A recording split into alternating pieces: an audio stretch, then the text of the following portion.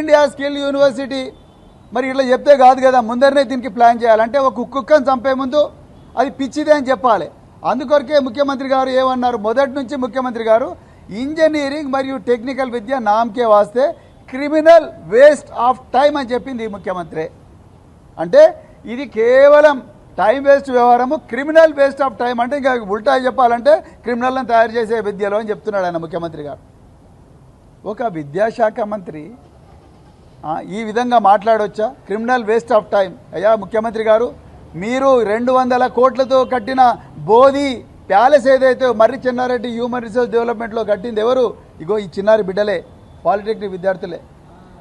మీరు నడుస్తున్న bullet proof car, మీ మినిస్టర్లకు DGP గారు చాలా గొప్పగా ఇచ్చిన బుల్లెట్ ప్రూఫ్ కార్లన్నీ కూడా ఇంజనీర్లు తయారు చేసినవే రేవంత్ రెడ్డి గారు. మీరు రోజు మాట్లాడుతున్న మైకులు, కేసీఆర్ గారిని ప్రతిరోజు కూడా తిడుతున్న మైకులు ఏవైతే ఉన్నాయో ఆ మైకులను డిజైన్ చేసి నడిపించింది కూడా ఇంజనీరింగ్ విద్యార్థులే. ఈ విద్యార్థులే వీళ్ళే ఆ స్కిల్స్ నేర్చుకొని పాలిటెక్నిక్ కళాశాలలో అక్కడి నుంచి ఈసెట్ రాసి ఇంజనీరింగ్ కాలేజీలో ఇంజనీర్లు అయ్యి గొప్ప గొప్ప ఆవిష్కరణలు చేసిండ్రు రేవంత్ రెడ్డి గారు. మీరు వీళ్ళని క్రిమినల్ వేస్ట్ ఆఫ్ టైం అన్నారు. దాని తర్వాత మీరేం చేసిండ్రు? మెల్లగా అసెంబ్లీలో 2024లో యంగ్ ఇండియా స్కిల్ యూనివర్సిటీ అని ఒక యాక్ట్ తీసుకొచ్చిండ్రు. 2024లో తీసుకొచ్చిండ్రు.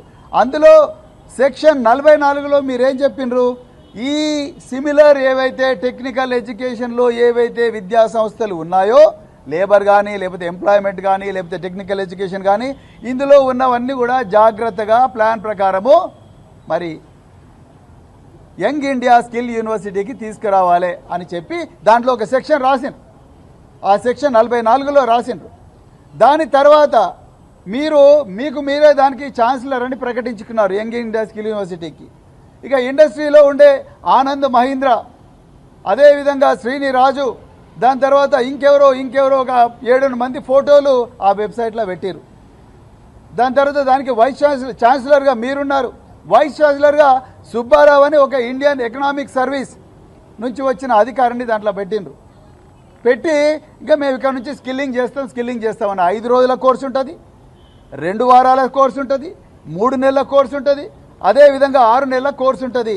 అంటే ఈ కంపెనీలకు, హైదరాబాద్ చుట్టుపక్కల ఉండే కంపెనీలకు కానీ దేశంలో కానీ కంపెనీలకు కానీ ఎవరన్నా ఎంప్లాయీస్ కావాలంటే, లేబర్ కావాలంటే, స్కిల్డ్ లేబర్ కావాలంటే ఎవరైనా కూడా అక్కడికి పోయి స్కిల్లింగ్ చేసుకొని వాళ్ళు ఉద్యోగాలు తెచ్చుకోవచ్చు. అంటే ఇండైరెక్ట్గా చెప్పాలంటే కంపెనీలకు ట్రైనింగ్ చేసే పరిస్థితి లేదు. ఆ డబ్బులు ఎందుకు వేస్ట్ చేయడం? మనం స్కిల్ యూనివర్సిటీ నుంచే మన తరపున కంపెనీలు ఆ యూనివర్సిటీ ట్రైన్ చేస్తుంది కదా అని చెప్పి కంపెనీలకు సాయం చేయడం కోసం మీరు యంగ్ ఇండియా స్కిల్ యూనివర్సిటీ తీసుకొచ్చిండ్రు. నో ప్రాబ్లం, తీసుకురండి. మీరు పబ్లిక్ ప్రైవేట్ పార్ట్నర్షిప్ అన్నారు, తెచ్చుకోండి, నో ప్రాబ్లం. కానీ దాదాపు 70 సంవత్సరాల నుండి తెలంగాణ రాష్ట్రం మాత్రమే కాదు, మొత్తం దేశంలోనే 70 సంవత్సరాల నుండి స్వాతంత్రం రాకమునుపే ఈ పాలిటెక్నిక్ వ్యవస్థ అనేది ఈ దేశంలోకి వచ్చింది. 2వ ప్రపంచ యుద్ధం కాలం నాటి నుండే ఈ పాలిటెక్నిక్ అనేది దేశంలోకి వచ్చింది.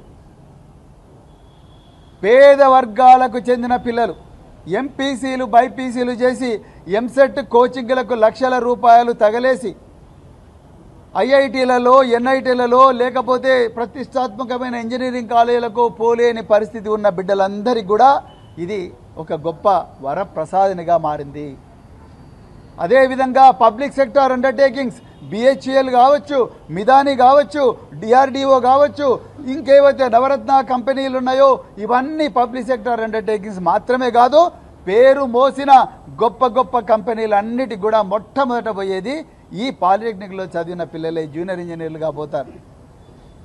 వాళ్ళందరినీ కాదని ఇప్పుడు వీళ్ళని లేబరర్లుగా తయారు చేసే పరిస్థితి మీరు ఇలా జీవో 97 ద్వారా తీసుకొచ్చిండ్రు రేవంత్ రెడ్డి గారు.